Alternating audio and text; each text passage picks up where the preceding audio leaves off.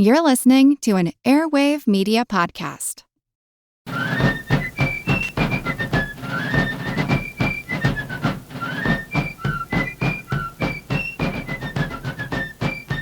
Hello, and thank you for joining the American Revolution.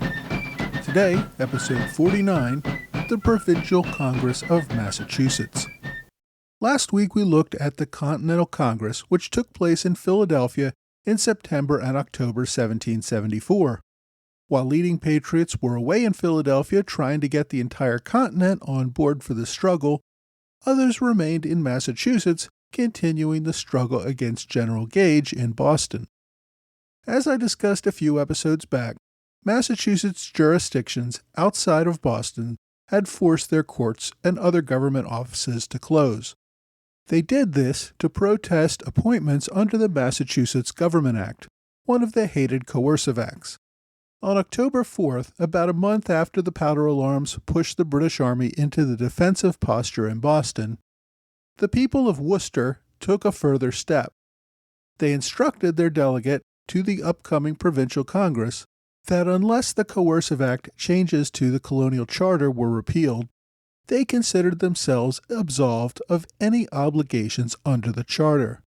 Their delegate should work to create a new government based on the will of the people. In other words, completely removing the old government and creating a new one.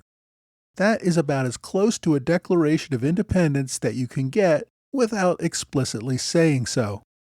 Even so, many in the colony were not quite ready to overthrow the government and create a new one. Many were still hoping for compromise. The exact nature of the Provincial Congress, which the Suffolk Resolves had called to start on October 11th, was still a matter of dispute. Some thought it should simply be a colony-wide meeting to present the people's concerns to the governor or perhaps officials in London. Others saw it as completely replacing the old colonial legislature, which the governor had scheduled to be called into session beginning October 5th.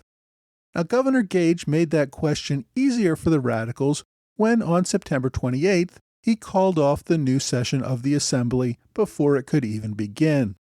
The Assembly had been scheduled to meet in Salem again. That town now fell outside of Gage's control. He could have moved the session to Boston or marched out to Salem with a military guard to open the session, but I suppose he saw little point.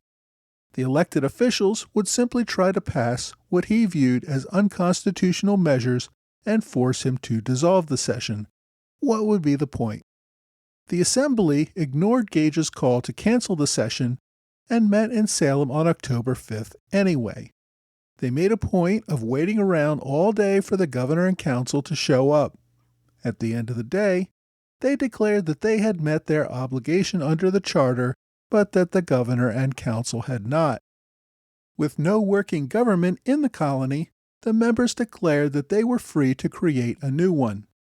The next day, the assembled legislators declared themselves a Provincial Congress and declared that they would meet on October 11th in Concord, as Suffolk and other counties had requested in their earlier resolves.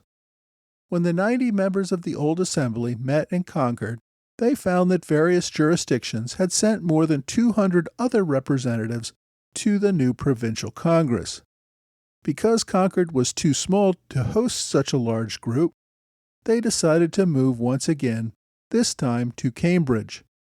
The Provincial Congress set up in Cambridge, just across the Charles River from the British regulars occupying Boston. Gage, however, made no effort to prevent them from meeting or much of anything else.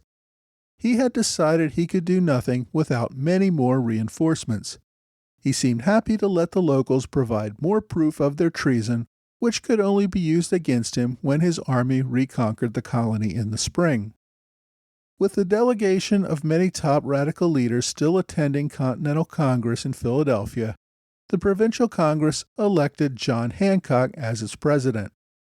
It soon became clear that the Boston delegates were among the most conservative there. There was little support for Worcester's idea of declaring all colonial governments null and void. The radicals demanded that the government move back to the colony's original 1629 charter, which allowed the people of the colony to elect both their legislature and the governor. The 1691 charter, in effect for over 70 years, allowed for the elected legislature and the governor still to be appointed by the king.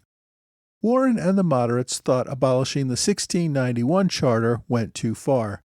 They simply wanted to go back to the way things were the year before. Simply get rid of Parliament's 6-month-old coercive acts. In the end, they decided to table the entire question of authority. Answering that question the wrong way was a good way to get accused of treason. A leader might then find himself snatched up by the army and tossed on a ship for London, a stay in the Tower of London, and the loss of his head. So Congress quickly put aside the question of authority for their actions and just started acting. Rather than pass laws, they passed recommendations. Everyone understood, of course, that the recommendations were mandatory. Failure to follow them would lead to some sort of formal or informal punishment. The real question they needed to tackle was how to build an army that would be capable of protecting the colony from what almost certainly looked like a coming invasion by the British regulars at some point soon.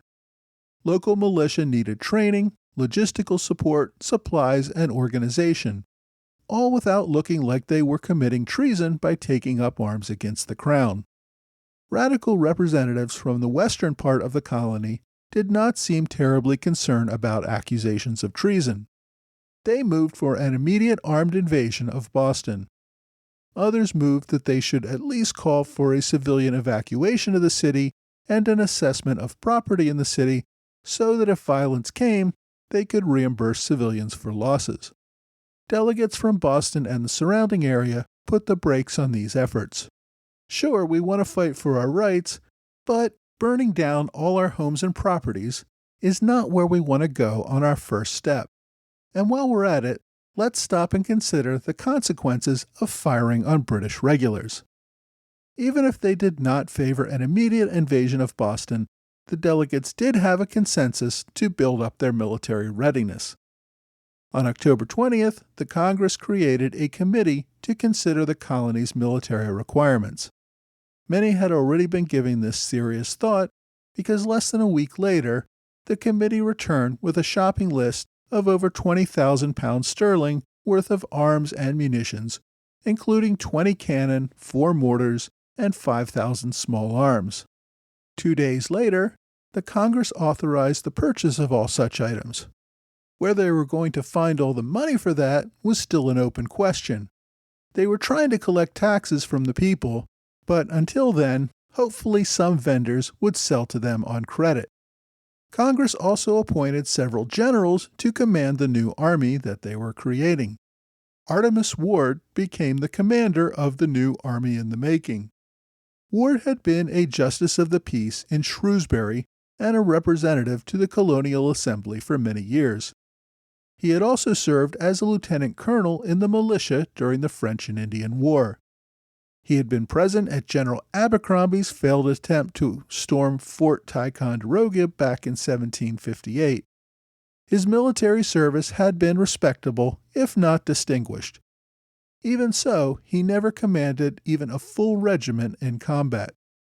Ward did make full colonel in the peacetime militia until in 1766, Governor Bernard revoked his commission. Bernard did not like Ward's opposition to the Stamp Act. If this ended Ward's military experience for the time being, it solidified his reputation as a reliable patriot. He continued to serve in the colonial legislature, even serving on the governor's council. Governor Bernard had vetoed his selection to the council, but his successor, Governor Hutchinson, had allowed him to serve. Ward remained a committed patriot, refusing to take a seat on the court when the Government Act protests began.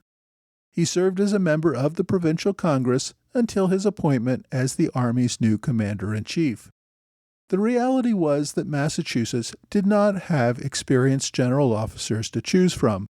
Militia regiments in combat tended to serve under British officers in the regular army.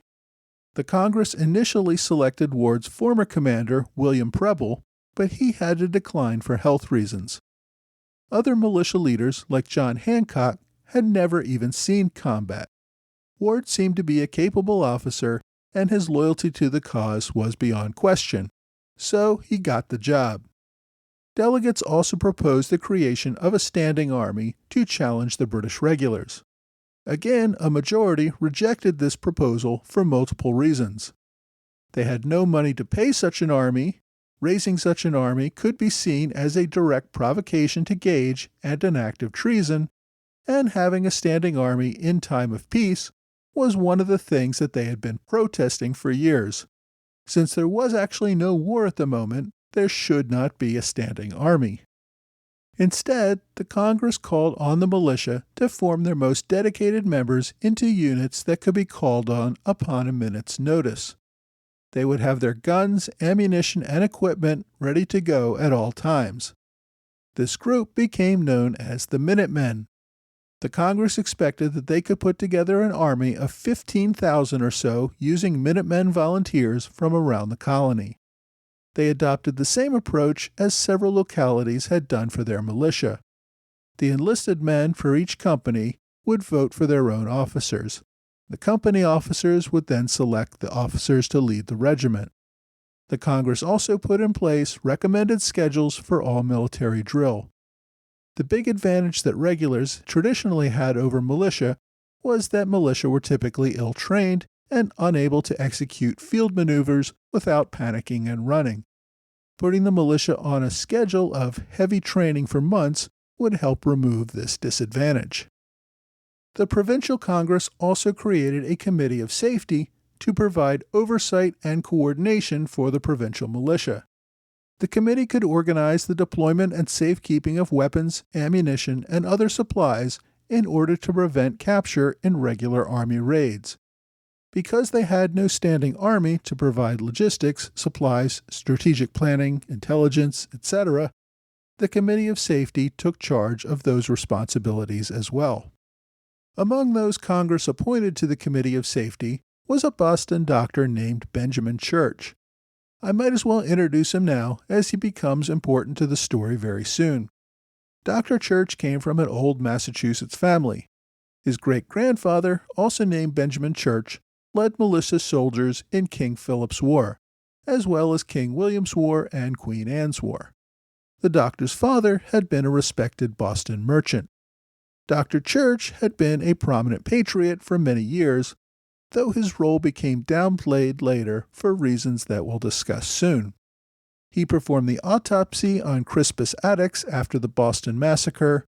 He gave a public oration on the anniversary of the massacre.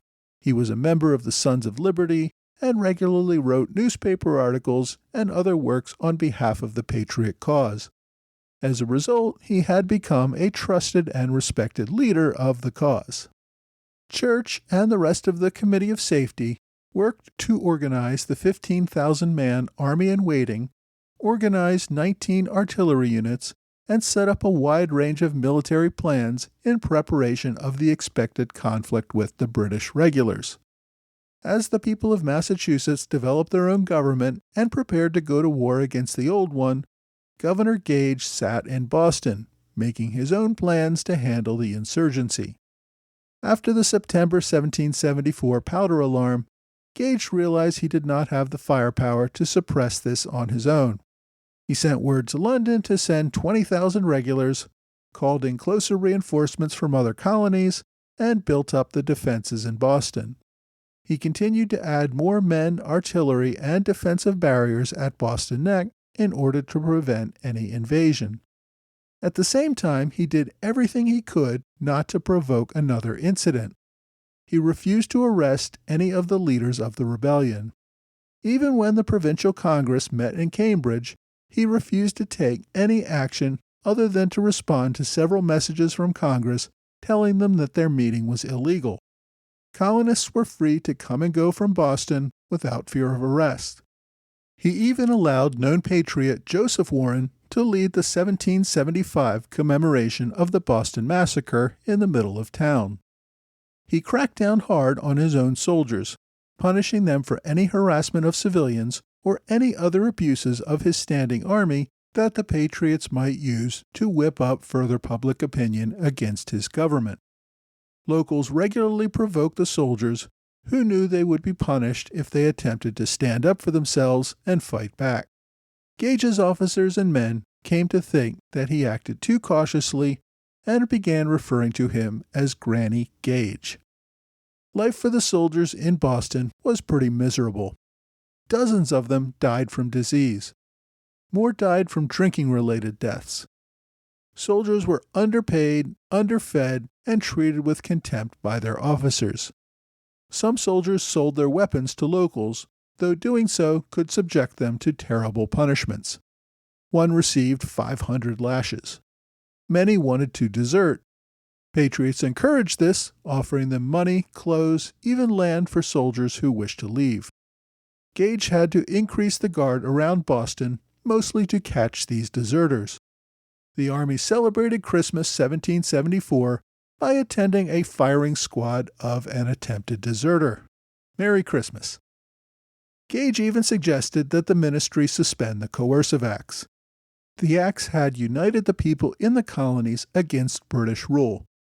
Suspending them, at least temporarily, would calm and divide the opposition enough to give him time to reassert control. Even so, Gage was not naive enough to think that this would be settled peaceably. His efforts were the equivalent of saying "nice doggy" to a barking animal until he could find a large enough stick to attack. Gage realized that he was in over his head, facing tens of thousands of angry, heavily armed colonists with only about 3,000 men of his own. While awaiting reinforcements, Gage began to develop a spy ring to keep track of what the colonists were doing, where they were hiding their military stores, and how best to get to them. He sent his officers out in civilian clothing to map the best routes to towns where colonists were storing their weapons and supplies. He knew that Salem, Worcester, and Concord were key storage depots. He also discovered rather quickly that the locals were hyper-vigilant to his activities. Several of his officers on intelligence-gathering missions were followed or harassed. Some had to alter their return routes to avoid capture by angry mobs. Gage quickly realized that nothing he did remained a secret for long. His men succeeded in developing good maps to key towns, including Worcester and Concord. On one visit to Concord, while undercover officers were meeting with a local Tory, someone delivered a death threat. The local man agreed to accompany the officers back to Boston, in part for his own safety. On the way to Concord, the officers noted that the most direct road had many curves and hills that made for numerous potential ambush sites. The Tory showed the officers on their return trip a better route, only slightly longer, that went through Lexington. These men returned with the maps that they had drawn to help Gage develop his plans for any spring activities. Gage also developed a spy ring among the locals. There were many loyalists in the Massachusetts countryside who were smart enough to keep quiet or lie about their loyalties. Others just wanted the money. According to some sources, around this time, the British offered Samuel Adams a payment of £1,000 per year for the rest of his life if he would switch sides and advocate for the British. Adams, of course, turned down this offer. But there were others who did accept British money. Gage soon developed a network of spies, many of them paid, to provide him with intelligence on Patriot plans and activities. One of his best-placed spies was none other than Dr. Benjamin Church. Sometime over the winter of 1774-75, Church began providing Gage with detailed information about the actions of the Provincial Congress, the exact amount of military stores on hand and on order, as well as the locations of much of the colonists' arms and equipment. Since Church was privy to all of the Patriots' most sensitive military information, Gage had an open book to all the planning and preparation on the Patriots' side. Why Church would choose to work against the Patriots is a matter of debate. Many Patriots dismissed his treason as simple greed. He had a mistress that cost him a great deal of money and got paid to keep her in style. Sadly, it does seem like money played an important role in his decision to work as a spy. At the same time, though, Massachusetts was not really independent, so calling it treason may be a little harsh. Perhaps Church was worried that the British would crush this little rebellion, and that he, as a leader of the Patriot cause for many years, would end up losing everything, perhaps even his head. Providing Gage with intelligence gave him an insurance policy in case the British won. Whatever his motive or motives, betraying your friends and neighbors for personal gain cannot be seen as the behavior of a decent human being. By just about any definition, Church is a dirtbag. Church's work, though, combined with Gage's other spies and his use of officers to get the lay of the land, gave him time to develop a strategy for a spring offensive once he received the needed reinforcements. Gage envisioned an overwhelming use of force to all the provincials back into submission. Next week, we're going to move over to London to see how the government officials there are preparing to suppress this rebellion with military force.